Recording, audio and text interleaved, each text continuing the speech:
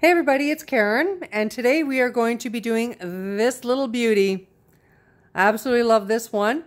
I actually was trying to figure out how to do this one when I came across the hills and valleys. And hey, it worked out wonderful, so I'm happy about that. And I asked the Facebook group that I'm in for circular knitting about naming this. And I got several wonderful submissions, and I couldn't make a decision, so I put them in a hat and pulled them out. And out of 6 of them, which were Tandem Hearts, Cross Your Heart, Italian Ice Cream, Spiral Staircase, Diagonal Waves, and Candy Cane, Spiral Staircase is the one that I pulled out. So, now if you like the way this here particular one looks, okay, I did this with 70 rows, and this is on a 120 row pattern. Or sorry, 120 row toque. So if you like just the small brim here, then it's 70. I'm going to be doing 80 today because I like a little bit wider brim. And once again, I've got this on an Excel sheet. The white background is for my wraps, and the black background is for my knits. So as you can see here, it's wrap 2, knit 3. And this actually is based on a 5-row pattern. So, we'll get started. We're going to do 80 rows of knit, 35 rows of pattern, and then 5 rows of knit again. Now, I like to do a minimum of 3 rows at the end of the pattern, because when you're sewing up your toque, you don't want to wind up catching the pattern and pulling it out, making it all distorted, because especially after all the hard work you did for it, yeah, it's just not cool. So I do between 3 and 5 just to make it a little bit more solid for when you're grabbing. And this here actually looks pretty darn solid. And this here, I believe I did 5 rows. So now, today I am using Bernat Premium Coral Peach, and I absolutely love Bernat Premium. It is my favorite go-to yarn. So, get started. Of course, we do our regular cast on. And what I do is I do the cast on, and once I've got that done, then I actually reset my counter. Because I don't consider the cast on row a real row, just like with regular knitting. It's not considered a real row. So, you go put it in the feeder and put this back to 0. Okay, bonus. Okay, so now we go. So I'm going to meet up with you again at the end of the 80 rows. All right, so see you in a bit. Okay, so I'm done my 80 rows, and let's get started. So we do the wrap 2, and for this one we go knit 3. Wrap 2, knit 3. Whoops. 1, 2, 3. This just makes it so much easier when you can count off. I don't know if you count off in your head or do the count off out loud.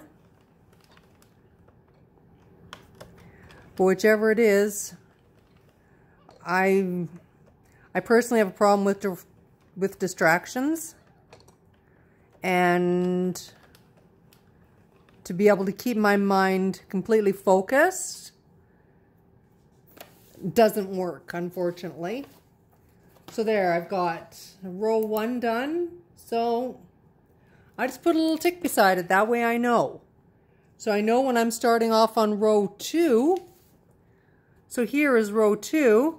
So, okay, I have to wrap this one with the last one from row 1.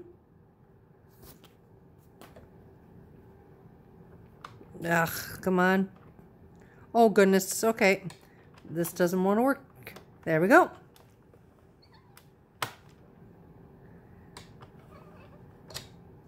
And knit or wrap 2, knit 3,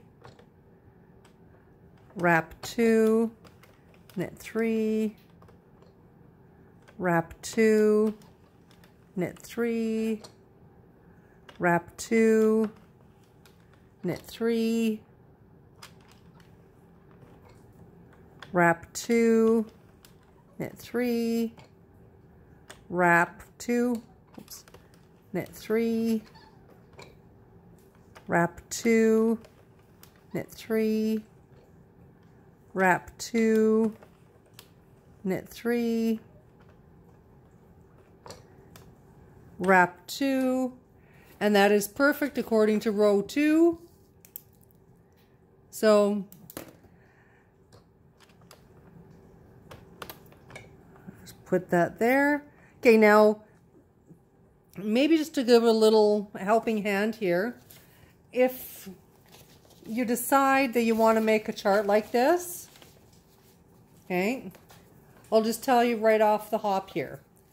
So on row 1, your wrap ones are 1 with 2, 6 with 7, 11 with 12, 16 with 17, 21 with 22, 26 with 27, 31 with 32, 36 with 37, 41 with 42, and 46 with 1 of the second row.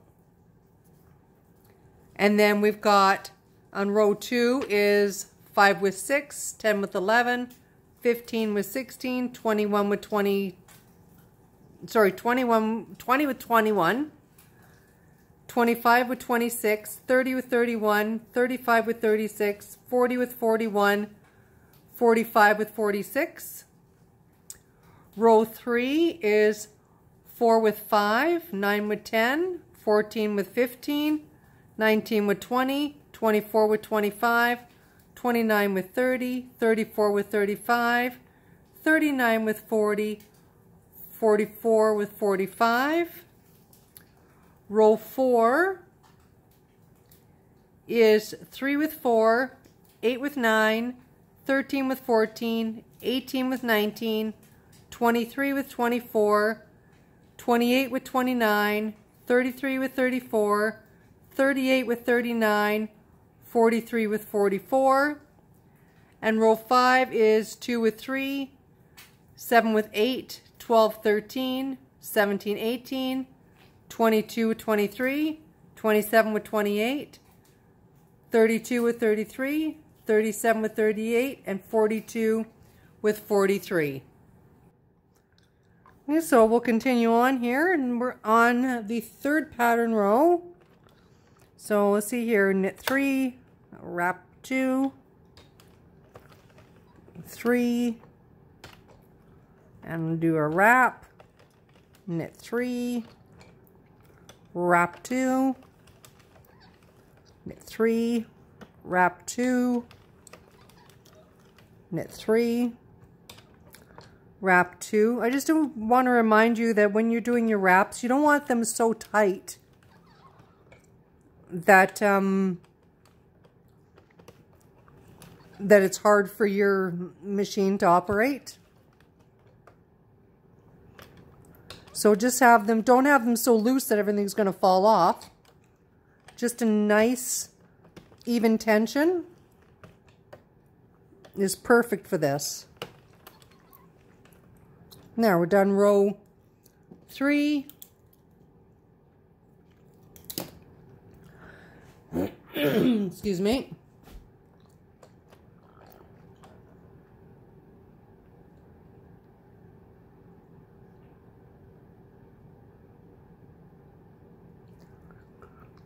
Sorry, I was looking at the wrong row, trying to figure out what the heck was going on here. So now we're on row 4.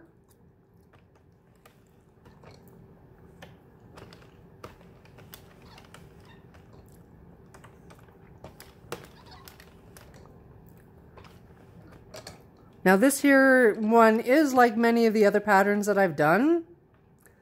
the difference is the way the pattern turns out.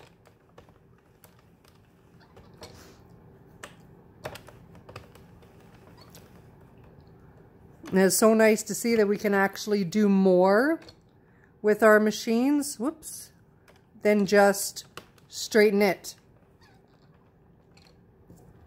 Because that was getting a little bit boring, so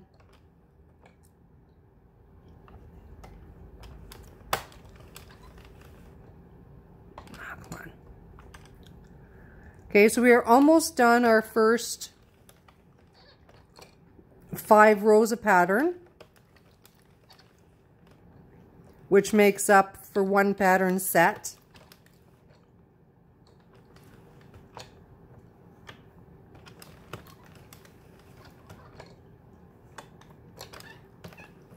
Oops. And once we're done this here row, I will just pause this video and I'll come back to you for the last 5 pattern rows, and then we can finish off our projects together. Okay, there we go. So I am done the 5th row, yay. So now I can continue on as you can. Like I said, just pause it and we will come back and finish this off together.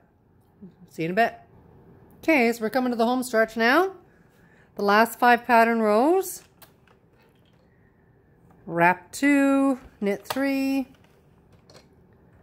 wrap 2, knit 3, wrap 2, knit 3, wrap 2, knit 3. I'm sure by now you know the sequence. I just want to thank everybody for your awesome comments on previous videos that I've done. You guys are a great bunch of people, and I enjoy doing the videos for you. I don't have the equipment to do the really nice videos, but I do the best that I can.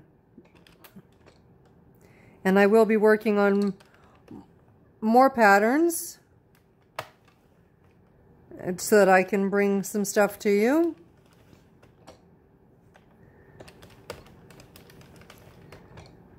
So just because it's circular knitting doesn't mean it has to be boring.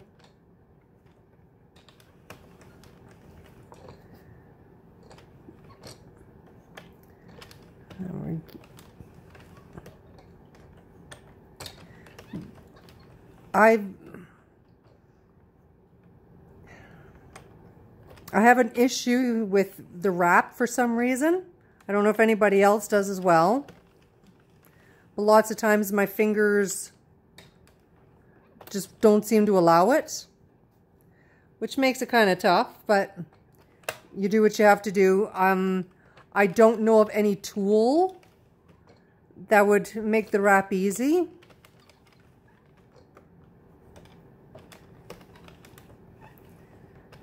I did see something on YouTube once, and it wasn't about a wrap, it was just some weird kind of tool. And I can't even remember exactly what it was for. But I mean, what they were doing, it looked cool, but yeah, I don't. The problem is a lot of things that people make or design, you need coordination for. That is not something that I'm known for. Coordination is not my friend.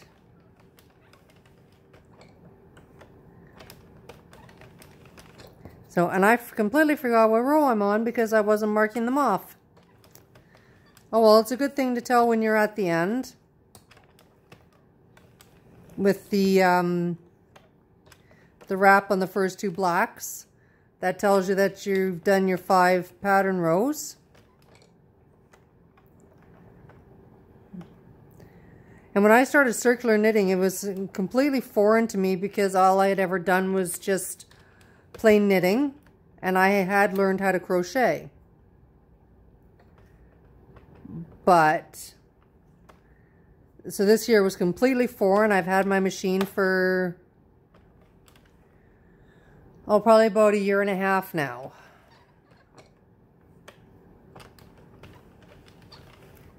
And this is the last row.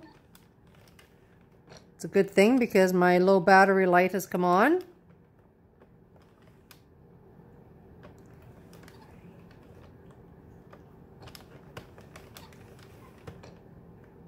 Ugh, come on, get in there. Ugh, come on. See, I've got an issue with it. Doesn't always like to cooperate for me.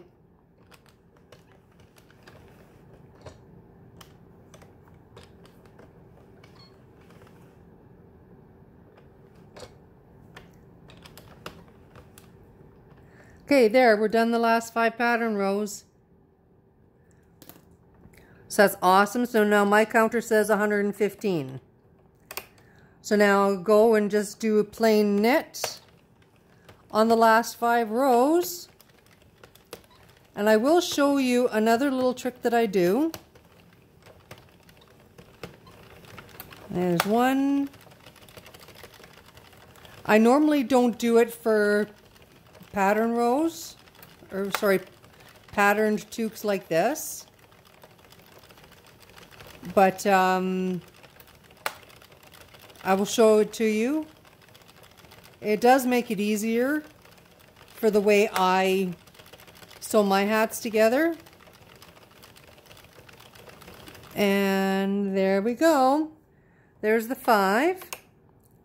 So now what I do, hang on here, I'm going to get this all ready so I can go ahead. Yeah. Okay, so before I even start pulling off the stitches, what I do is I grab this. There we go. And I find the tail. Now the tail should be around here somewhere. And I tighten it.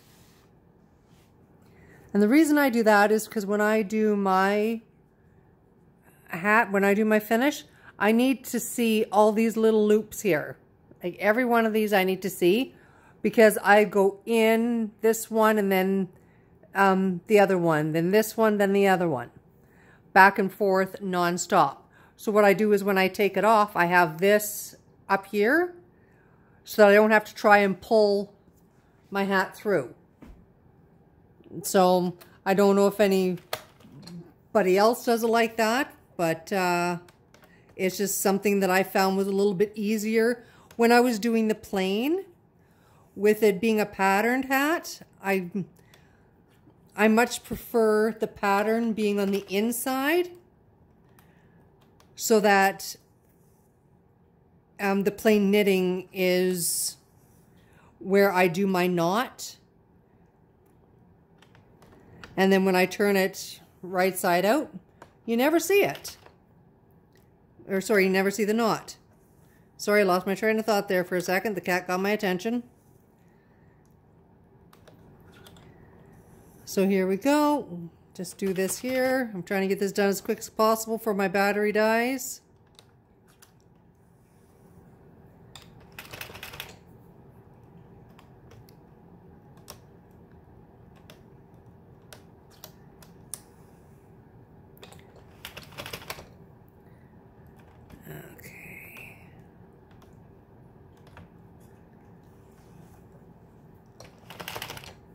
Keep looking up every 2 seconds to see if my screen is going dark.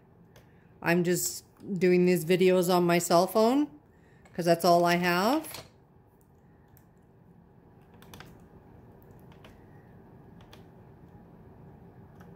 Ugh, come on. There we go, got that one.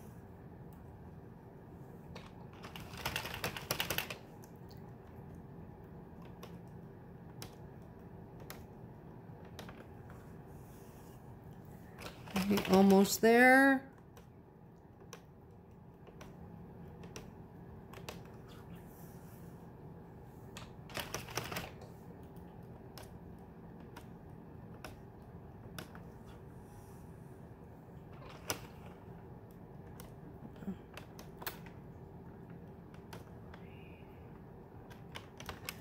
Okay, there we go. Put that away. So now I've got this here. Whoops. And when you take a look, sorry, I'm just trying to get my Addi out of the way to make it easier. Oh, Godina. Sometimes those clamps are a bit of a pain. So here we go. We've got this here on the inside, but I don't like having the pattern on the outside when I do it, so I'm just going to try and do a flip and see what happens. Oh, look at that. It worked out pretty good. I lost a bit of it, but that's okay. Plus the fact that this here is a lot bigger. There we go. So now I can sew it up the way I want. And then the knot will be on the inside. So when we stretch this one out, we got that nice spiral staircase with a nice brim on it. To me, this is one of the nicest looking hats that I have done. I hope you guys all have a great day. Don't forget to like and subscribe.